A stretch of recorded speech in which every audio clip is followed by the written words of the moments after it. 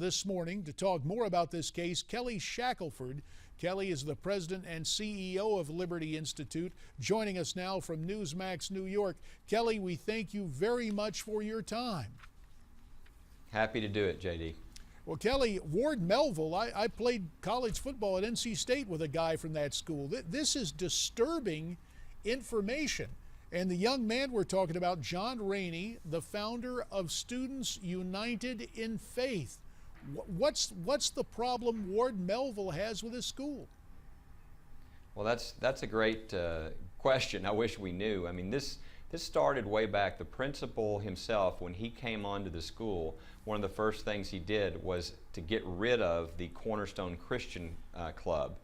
And then a number of years later, when John applied to be a club like everybody else, he was told by this principal that he couldn't have a club because it was religious and, separation of church and state, and that was against the law, which the principal was totally wrong about. But what was great about John is this is one enterprising young man. He had researched the law beforehand, knew that wasn't the law, and he told the principal it wasn't the law. They ended up coming to us, and we sent a letter to the school district and their attorney saying, what you're doing is violating federal law and the United States Constitution, and they quickly reversed course last year.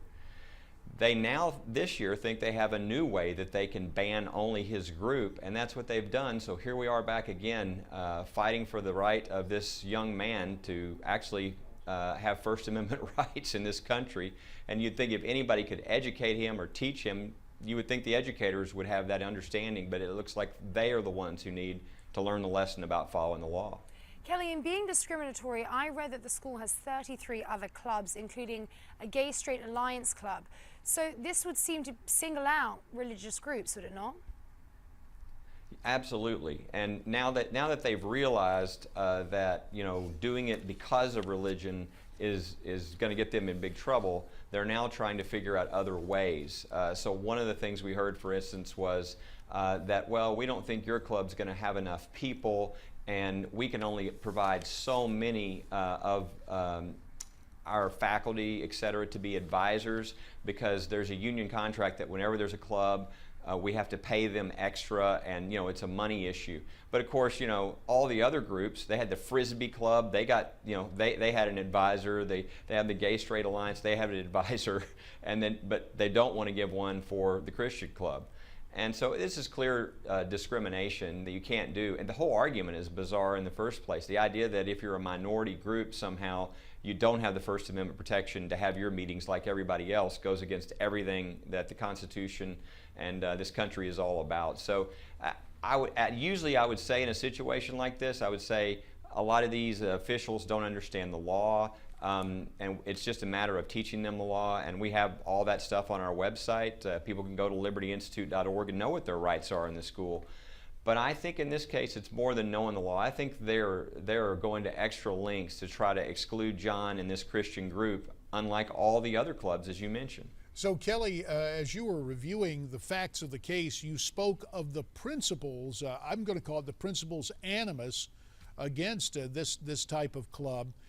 Is the school board backing him on this? Is this more than just the dislike that apparently this is engendered with the principal?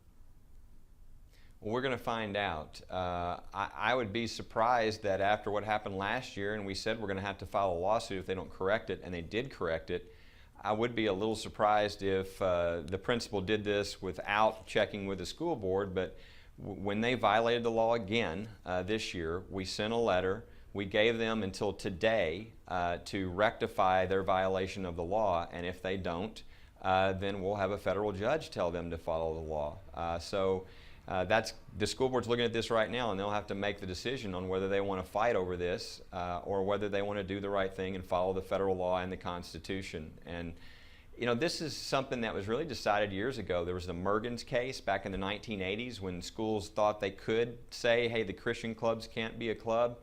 What that case really solidified is there was an Equal Access Act passed in federal law that says once you allow one club, you allow one non-curricular club, you then open it up for the other clubs to have the same right to meet as they do, and they're violating that law.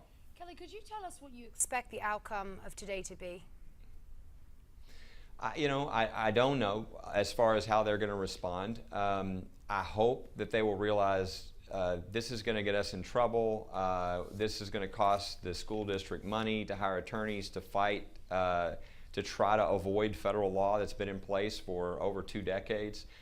But if they insist, and we have a lot of cases at Liberty Institute where these government officials, whether they're school districts or counties or states or whatever, where we show them the law, we show them that they're violating the law, and they still insist upon going forward. And so that's why we have at any one time about 100 of these that we're having to fight around the country over things like churches come into existence or in the school. You would think this is bad enough. We're getting cases. We've had a case with a little 5-year-old girl who was stopped from praying over her meal because she was told she couldn't do that at school. We've had kids told they can't bring their Bible for free reading time. And you try to educate, and a lot of times that works, and the school goes, wow, we made a mistake. In this case, we educated already last year, and I think this is becoming really intentional defiance of the law. And we and will trying have to to see leave if they it can get right around there. the law. Intentional defiance of the law. Very disturbing. Kelly Shackelford of the Liberty Institute, we'll have you back to follow this case more. Thanks so much for your time. Thank you, JD.